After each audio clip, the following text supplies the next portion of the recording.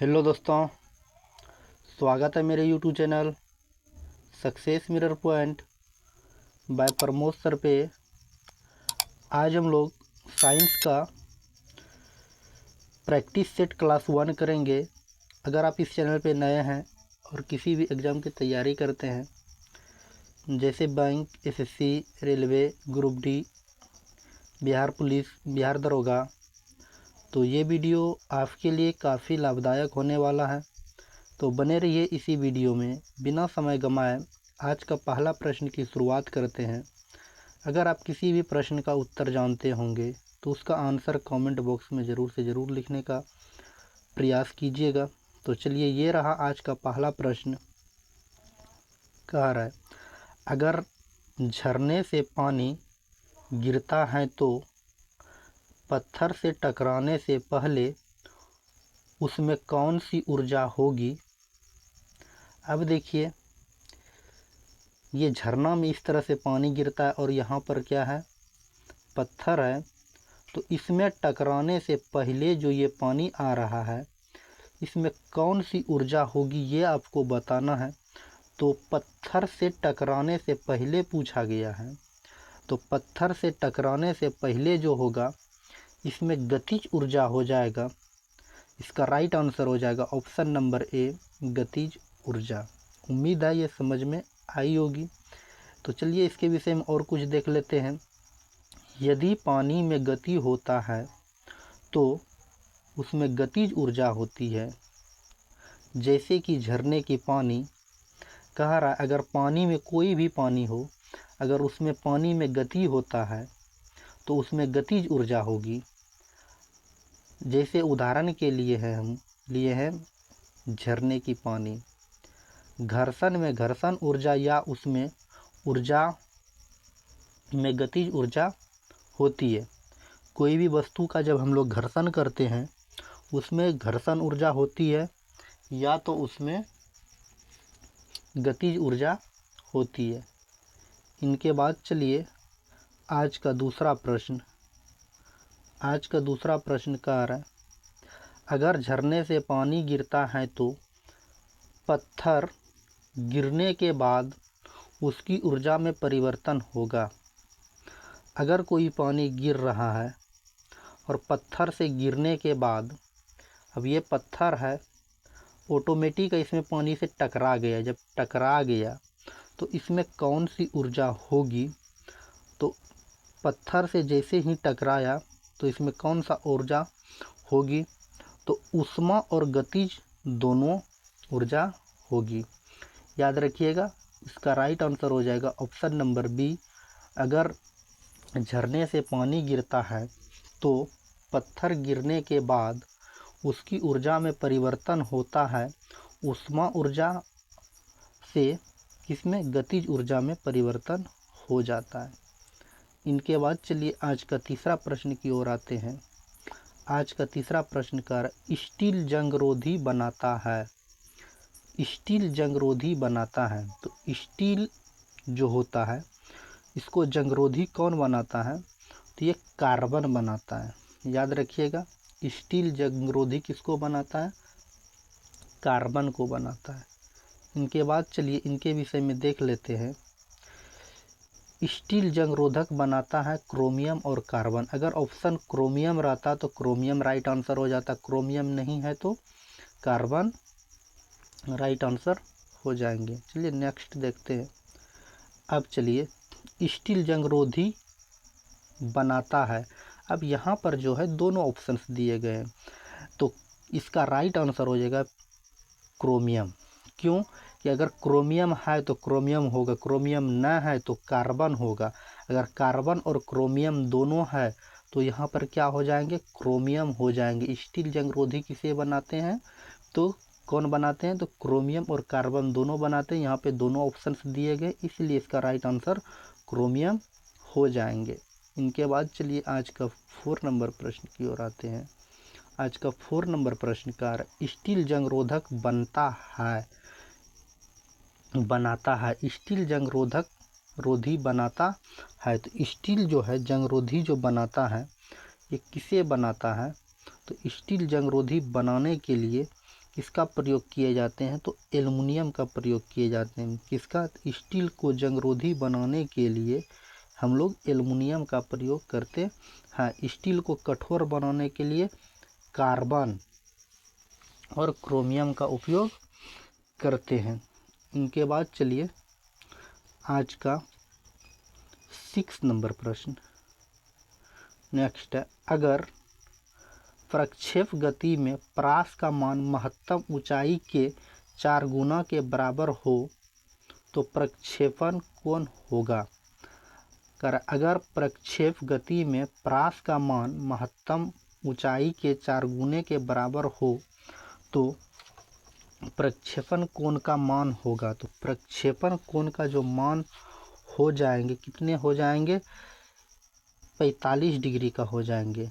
कितने का, 45 डिग्री का हो जाएंगे। इनके बाद चलिए आज का 7 नंबर प्रश्न कह रहा है, कोई पिंड 1 मीटर की ऊंचाई से गिराया जाता है तथा 36 मीटर उछलता है। अब कोई पिंड है 1 मीटर की ऊंचाई से, ये 1 मीटर है, यहाँ से गिरा और ये 36 सेंटीमीटर मतलब हाफ से भी कम उछला, तो उसका प्रत्यास्थ गुणांक का मान होगा। तो इसका प्रत्यास्थ गुणांक का जो मान होगा ये क्या होगा, तो इसका राइट आंसर हो जाएगा option number D 0.6 right answer हो जाएंगे। इनके बाद चलिए इनके विषय में देख लेते हैं कि अप्रत्यास्थ गुणांक का जो मान होता है। सबसे पहले तो हम लोग यहाँ पे देखेंगे ये 1 मीटर दिया हुआ है। जब 1 मीटर दिया हुआ है तो हम जानते हैं कि 1 मीटर बराबर, हम इधर अच्छी तरह से समझा देते हैं हम आपको। तो 1 मीटर बराबर जो होता है 100 सेंटीमीटर होता है। कितना होता है, 100 सेंटीमीटर। अब प्रत्यास्थ गुणांक का जो सूत्र होता है, प्रत्यास्थ गुणांक का सूत्र होता है छोटका बटे बड़का। तो इसमें से छोटा कौन है, तो अगर इसमें छोटा दीजिएगा तो ये 36 सेंटीमीटर है और यहाँ पर जो है कितना है, 100 सेंटीमीटर। तो छोटा वाला है, तो छोटा वाला को लिखना है तो छोटा वाला को लिखेंगे 36 बटे 100 लिखेंगे और इसके अंडर रूट अंडर कर देंगे। अगर इसका वर्गमूल निकालते हैं तो 36 का वर्गमूल 6 निकलता है और 100 का वर्गमूल 10 निकलता है। तो ऑटोमेटिक एक नीचे एक अंक 10 है तो एक अंक के बाद हम लोग क्या देंगे, दशमलव देंगे। तो इसका राइट आंसर हो जाएगा 0.6 सेंटीमीटर राइट आंसर हो जाएंगे। इनके बाद चलिए आज का 8 नंबर प्रश्न की ओर आते हैं। आज का 8 नंबर प्रश्न कह रहा है, संवातक कमरे की छत के निकट लगाए जाते हैं क्योंकि। संवातक कमरे की छत के निकट लगाए जाते हैं क्योंकि इसका मान क्या होता है ये बताना है। तो इसका मान जो होता है कि इसका राइट आंसर हो जाएगा ऑप्शन नंबर बी, उनसे कमरे में क्रॉस वेंटिलेशन मिलता है। इनके बाद चलिए आज का 9 नंबर प्रश्न जो आपके एग्जाम के व्यू से काफ़ी इम्पोर्टेंट है। कह रहा है, यदि सल्फ्यूरिक अम्ल का मान अणुसूत्र H2SO4 तथा भास्विकता 2, तो अम्ल का तुल्यांकी भार क्या होगा। तो अम्ल का जो तुल्यांकी भार हो जाएंगे ये कितने हो जाएंगे, तो इसका राइट आंसर हो जाएगा ऑप्शन नंबर बी 4.49 हो जाएंगे अम्ल का तुल्यांकी भार। अब ये अम्ल का तुल्यांकी भार कैसे निकालते हैं इनके विषय में भी हम लोग देख लेते हैं। तो अब यहाँ पर दिया हुआ है H2SO4 सल्फ्यूरिक अम्ल दिया हुआ है। अब सल्फ्यूरिक अम्ल जो दिया हुआ है, अब यहाँ पे हाइड्रोजन जो दिया हुआ है 2 गो दिया है। क्या कितना हाइड्रोजन दिया हुआ है, 2 गो। हाइड्रोजन 2 गो जब दिया हुआ है तो अब हाइड्रोजन का परमाणु भार जो होता है 1 होता है। कितना होता है, 1, जो कि हम यहाँ पे लिखे हुए हैं। और इसमें 2 हाइड्रोजन है तो 2 से गुना कर देंगे प्लस। अब जो है सल्फ्यूरिक अम्ल का जो सल्फर का परमाणु संख्या होता है 16 और परमाणु भार 32 होता है, तो हम यहाँ पे 32 लिखे हुए हैं। अब प्लस यहाँ पे दिया हुआ है ओ मतलब ऑक्सीजन की परमाणु संख्या जो होती है ये 8 होती है और इसका परमाणु भार जो होता है 16 होता है। यहाँ पे 4 गो ऑक्सीजन दिया हुआ है, इसलिए हम लोग इसको 4 से गुना कर देंगे। अब भाग जो है तुल्यंकी भार, हाइड्रोजन जो दिया हुआ है यहाँ पे तुल्यंकी भास्विकता दिया हुआ है 2, तो 2 से भाग देंगे। अगर सबको गुना कीजिएगा तो 98 होगा, 98 में 2 से भाग देंगे तो 49 राइट आंसर हो जाएंगे। उम्मीद है ये समझ में आई होगी। इनके बाद चलिए आज का 10 नंबर प्रश्न। आज का 10 नंबर प्रश्न कह रहा है सिलिका जेल क्या है। आपको बताना है सिलिका जेल जो है ये क्या होता है। सिलिका जेल, तो सिलिका जेल जो होता है खाने वाला सुखाने वाला पदार्थ होता है। क्या होता है सिलिका जेल जो होता है ये एक प्रकार के सुखाने वाले पदार्थ होते हैं। इनके बाद चलिए आज का 11 नंबर प्रश्न जो कि बायोलॉजी से लिए हुए हैं। कह रहा है गर्भाशय में भ्रूण को पोषण प्रदान करने वाला ऊतक का क्या नाम है। जब महिलाएं के पेट में बच्चे रहते हैं तो उसको हम लोग क्या कहते हैं, भ्रूण अवस्था कहते हैं। उसमें पोषण मतलब भोजन प्रदान कराने वाले का ऊतक का नाम बताना है। तो जब गर्भाशय में बच्चा रहता है तो उसमें जो भोजन मिलता है तो बच्चा को किस ऊतक के माध्यम से मिलता है, तो ये प्लेसेंटा के माध्यम से मिलता है। याद रखिएगा option number C right answer हो जाएंगे, प्लेसेंटा। इनके बाद चलिए आज का 12 नंबर प्रश्न करा रासायनिक बंधन बनाने पर क्या होता है। जब रासायनिक बंधन बनाते हैं तब क्या होता है। तो ऑप्शन ए पे दिया हो ऊर्जा सदैव अवशोषित होता है, ऊर्जा सदैव बाहर होता है, सी पे ऊर्जा सदैव स्थिर रहता है और डी पे इनमें से कोई नहीं। तो इसका राइट आंसर जो हो जाएंगे ना ऑप्शन नंबर बी ऊर्जा सदैव बाहर रहता है। क्या हो जाएंगे, ऊर्जा सदैव बाहर होता है। इनके बाद चलिए आज का 13 नंबर प्रश्न कह रहा है शुक्राणु कहाँ बनते हैं। शुक्राणु जो होते हैं ये कहाँ पर बनते हैं। तो ऑटोमेटिक शुक्राणु पुरुष में पाए जाएंगे, तो पुरुष में जो वृषण में बनते हैं शुक्राणु, कहाँ पर वृषण में, पुरुष के वृषण में शुक्राणु बनते हैं। इनके बाद चलिए आज का 14 नंबर प्रश्न कह रहा है शराब पीकर वाहन चलाना चालक के शोषण परीक्षण में यातायात पुलिस क्या इस्तेमाल करती है।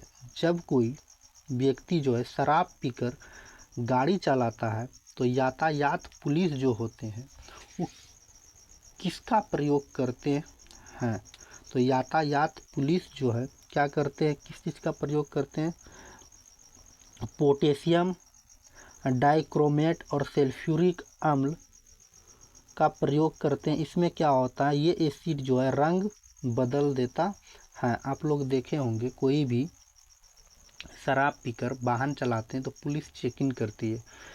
जब मुंह में मशीन लगाया जाता है तो मशीन में क्या करता है, पोटेशियम डाइक्रोमेट और सल्फ्यूरिक अम्ल का मिश्रण रहता है, तो वह क्या करते हैं उसका रंग बदल देता है। तो उससे पता चलता है कि ये व्यक्ति कितना शराब पिया हुआ है। इनके बाद चलिए आज का 15 नंबर प्रश्न करें निम्नलिखित में से कौन सा सांप जहरीला नहीं है। आपको बताना निम्नलिखित में से कौन सा सांप जहरीला नहीं है। आपके सामने 4 ऑप्शन दिए गए हैं। ऑप्शन ए पे है कोबरा, बी पे वाइपर और सी पे दिया हुआ कोलर स्नेक और डी पे दिया हुआ अजगर। तो आपको बताना है इसमें कौन सा सांप जो है जहरीला नहीं है। तो जहरीला सांप जो नहीं है ये कौन सा सांप जहरीला नहीं है, तो अजगर सांप जो है ये जहरीला नहीं होते हैं। इनके बाद चलिए आज का 16 नंबर प्रश्न। आज का 16 नंबर प्रश्न कह रहा है निम्नलिखित में से कौन ठोस है। तो इसमें बताना है कि सबसे ठोस जो है कौन है तो सबसे ठोस जो होते हैं ये L2 होते हैं। क्या हो जाएंगे, इसका राइट आंसर जो हो जाएंगे 16 का ऑप्शन नंबर डी L2। इनके बाद चलिए आज का 17 नंबर प्रश्न की ओर आते हैं। कह रहा है पानी में हवा का बुलबुला व्यवहार करते हैं। पानी में जो है हवा का जो बुलबुला व्यवहार करते हैं, ऑप्शन ए पे दिया हुआ है उत्तल लेंस की भांति, बी पे अवतल लेंस की भांति, या सी पे उत्तल दर्पण के भांति, और डी पर अवतल दर्पण के भांति। तो पानी में हवा जो बुलबुला करता है ये अवतल लेंस के भांति करता है। याद रखिएगा, पानी में हवा बुलबुला किस लेंस के भांति करता है, अवतल लेंस के भांति करता है। इनके बाद चलिए आज का 18 नंबर प्रश्न कह रहा है कि ऑक्सीजन गैस के 0.5 मोल का आयतन क्या होता है। ऑक्सीजन गैस के 0.5 मोल का आयतन क्या होता है। तो 0.5 मोल का जो आयतन हो जाएंगे 11.2 लीटर के बराबर होंगे। अब यहाँ पे हम लीटर क्यों लिए, आयतन को जो है ये लीटर में मापा जाता है। इनके बाद चलिए अब मोल के विषय में देख लेते हैं। ऑक्सीजन अगर 1 मोल की बात किया जाए, कुछ भी कुत्ता गधा बिल्ली बकरी कुछ भी ऑक्सीजन की बात किया जाए 1 मोल में, नाइट्रोजन की बात किया जाए या ओजोन गैस की बात किया जाए O3, तो इसका 1 मोल बराबर जो होता है ये 22.4 लीटर के बराबर होता है। याद रखिएगा 22.4 लीटर के बराबर होता है। 1 मोल बराबर 22.4 लीटर के बराबर होता है। इसके बाद चलिए आज का 19 नंबर प्रश्न की ओर आते हैं। कह रहा है नाइट्रोजन गैस के 6 मोल का आयतन होगा। अब नाइट्रोजन गैस के 6 मोल का जो आयतन होगा, अभी हम बताएं 22.4 लीटर गुना 6 कर दीजिए तो ये कितना हो जाएंगे। अब देखिए छोदनी 12 की 2 हाथ रहल, 1 छोदनी 12 और 1 13। अब 1 अंक के बाद यहाँ देखिए 4 दूनी 8 तो नहीं है कि छोचो की 24 की 4 हाथ रहल, फिर से हम गुना कर देते हैं, गुना करने में मिस हो गया। तो अब देखिए 22.4 गुना 6 करेंगे तो छोचो की 24 की 4 हाथ रहल 2, यही ना, और छोदनी 12 और 12 2 14। अब देखिए कि इसमें 4 4 कहाँ लास्ट में मिल रहा है, तो 4 4 हमको लगता है ऑप्शन नंबर डी पे मिल रहा है। तो इसका राइट आंसर हो जाएंगे ऑप्शन नंबर डी 134.4 लीटर। गुना पूरा कर लीजिएगा। फिर अब देखिए फिर इसको कीजिएगा तो छोचो की 24 2 गुना करके आप मतलब समझ लीजिएगा 19 नंबर था ना, तो 19 का राइट आंसर हो जाएंगे ऑप्शन नंबर डी। इसके बाद चलिए आज का 20 नंबर प्रश्न और आज का अंतिम प्रश्न कह रहा है निम्नलिखित में कौन सा ईंधन न्यूनतम प्रदूषण उत्पन्न करता है। आपको बताना है निम्नलिखित में से कौन सा ईंधन जो है कि न्यूनतम प्रदूषण करता है। तो आपको बताना कौन सा ऐसा ईंधन है जो न्यूनतम प्रदूषण करता है। तो ये CNG गैस जो है, संपीड़ित प्राकृतिक गैस, ये जो है सबसे न्यूनतम उत्पन्न गैस करने वाले हैं। उम्मीद है ये समझ में आई होगी। ये था आज का 20 साइंस का क्वेश्चन और साथ में हम लोग नॉमरिकल भी किए। उम्मीद है ये वीडियो समझ में, इस वीडियो में जो भी प्रश्न आंसर करवाए ये समझ में आई होगी। अगर ये वीडियो आपके काम का चीज़ है तो शुरू से अंत तक ज़रूर से ज़रूर पर डे जुड़े रहिए। अगर आप किसी भी एग्ज़ाम की तैयारी करते हैं, bank, SSC, railway, group D, Bihar police, Bihar दरोगा, तो ये इस चैनल पर success mirror point by Pramod sir पे पर डे आपको साइंस का 20 क्वेश्चन मिल जाएंगे प्रैक्टिस के लिए। तो बने रहिए इसी वीडियो में। अगर आपको वीडियो अच्छी लगी तो लाइक ज़रूर कर दीजिएगा और लाइक करने के बाद प्यारे से छोटे से YouTube चैनल को सब्सक्राइब कर लीजिएगा और सब्सक्राइब करने के बाद बेल आइकन का घंटी दिखेगा उसको ज़रूर दबाइएगा। अगर आप फेसबुक पेज पे देख रहे हैं तो फॉलो ज़रूर से ज़रूर कर लीजिएगा। अगर अभी अपने दोस्तों के बीच शेयर नहीं किए तो शेयर ज़रूर से ज़रूर कर दीजिएगा। अगर आप इसका PDF हमारे Telegram channel success mirror point by Pramod sir पे ज्वाइन करके वहाँ से पीडीएफ को भी प्राप्त कर सकते हैं। अन्यथा आपको पीडीएफ डाउनलोड करने का लिंक डिस्क्रिप्शन बॉक्स में मिल जाएगा, वहाँ से भी आप पीडीएफ डाउनलोड कर सकते हैं। तो चलिए आज की क्लास यही समाप्त करते हैं, मिलते हैं नेक्स्ट वीडियो में नेक्स्ट टॉपिक के साथ। जय हिंद, जय भारत। ओके, बाय बाय, आपका दिन शुभ हो।